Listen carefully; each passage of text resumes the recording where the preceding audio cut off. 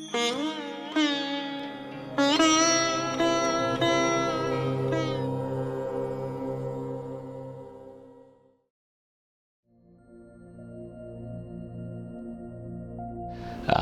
बार हमारे सामने प्रश्न आता है कि क्या अष्टोदेवम पंच महायज्ञ को संपादन करता है।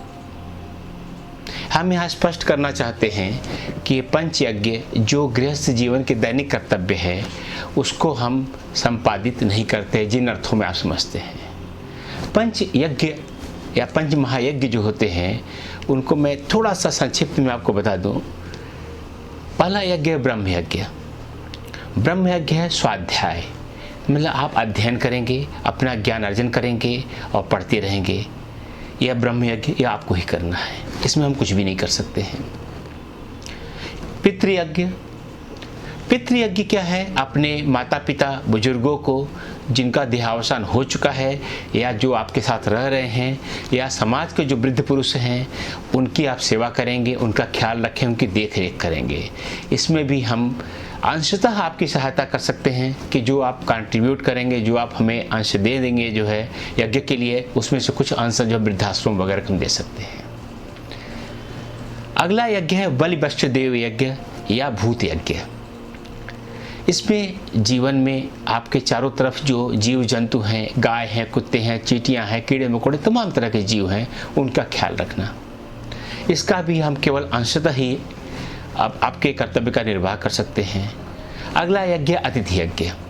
जो आपके घर अतिथि आ रहे हैं, गेस्ट आ रहे हैं, जिनको आपने बुलाया नहीं है फिर भी आ जा रहे हैं, उनको देखभाल करना, उनको खिलाना पिलाना, उनका केयर करना, उनका सम्मान करना, ये भी आपका कर्तव्य है, ये आपको ही करना है।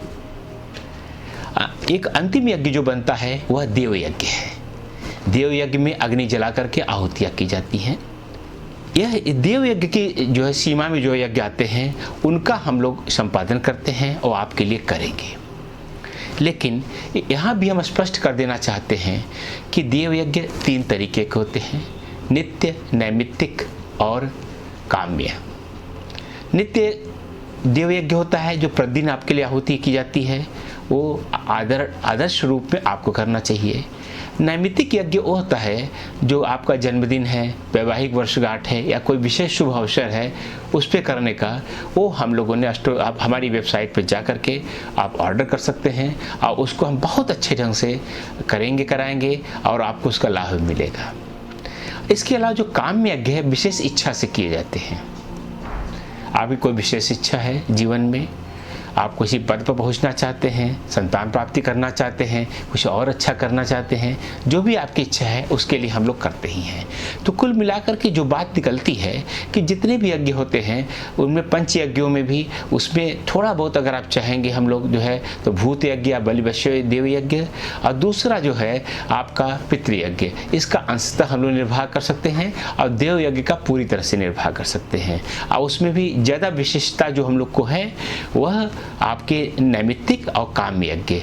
इसका मतलब है कोई अगर आपकी विशेष इच्छा है उसको हम लोग करेंगे, और जो नैमित्तिक है जो किसी विशेष अवसर पे आप चाहते हैं उसको हम लोग बहुत अच्छे ढंग से करते हैं। नैमित्तिक यज्ञ के लिए हमारे पास एक विशेष टीम है जो बहुत ध्यान से आपकी कुंडली का विश्लेषण करके जिन ग्रहों की पूजा करनी है, जिन ग्रहों की आहुतियाँ दी जानी है, जिन ग्रहों की संहिता दी जानी है, उनका पूरा निर्धारण करती है और करती है।